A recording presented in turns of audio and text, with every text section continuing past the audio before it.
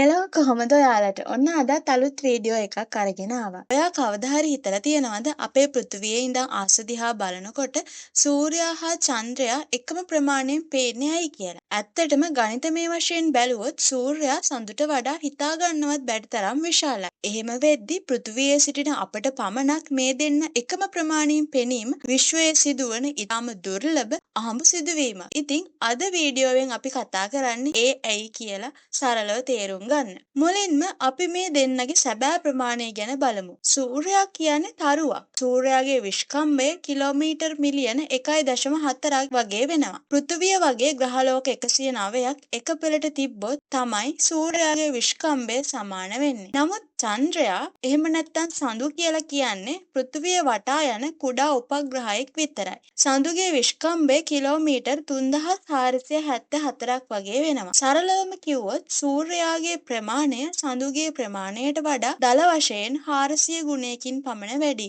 එහෙනම් කොහොමද පෘථිවියේ ඉන්න අපිට මේ දෙන්න එකම ප්‍රමාණයෙන් පේන්නේ? ඉතින් මෙතනදී ක්‍රියාත්මක වෙන්නේ දෘෂ්ටි විද්‍යාවේ තියෙන ඊටාම රසවත් නියමයක්. අපිට පෙනෙන ප්‍රමාණය තීරණය වෙන්නේ වස්තුවේ සැබෑ ප්‍රමාණය මත විතරක්ම නෙවෙයි. ඒ වස්තුව අපෙන් කොතරම් දුරකින් තිබෙනවද කියන සාධකය මත. ඉතින් මෙහිදී තියෙන්නේ පුදුම සහගත ගණිතමය සමතුලිතතාවයක්. සූර්යයා චන්ද්‍රයාට වඩා ආසන්න වශයෙන් 400 ගුණයක් විශාලයි. ඒ වගේම සූර්යයා පෘථිවියේ සිට ඇති දුර සහ සඳු පෘථිවියේ සිට ඇති දුරට වඩා ආසන්න වශයෙන් 400 ගුණයකින් වැඩි. මේ නිසා දෘශ්‍ය කෝණය අනුව බලන විට සූර්යයා සහ සඳු කියන දෙදෙනාම අහසේ අංශක 0.5ක ප්‍රමාණයකින් පෙනෙනවා. දෘෂ්ටි විද්‍යාවේදී මේ හඳුන්වන්නේ සමාන දෘශ්‍ය ප්‍රමාණය කියලා. ඔබ කුඩා පෑනක් ඔබේ ඇසට ඉතා ආසන්නයෙන් තැබුවොත් ඈතින් පෙනෙන විශාල ගොඩනැගිල්ලක් ඒ පෑන පිටුපස සැඟවිය හැකියාවක් වගේ මෙතනින්දී සිද්ධ වන්නේත් අන්න ඒ වගේ දෙයක් තමයි. මේ අහඹු සිදුවීම නිසා පූර්ණ සූර්යග්‍රහණයක් වෙනවා. සඳු ප්‍රමාණයෙන් සූර්යයාට හරියටම සමාන ලෙස පෙනෙන නිසා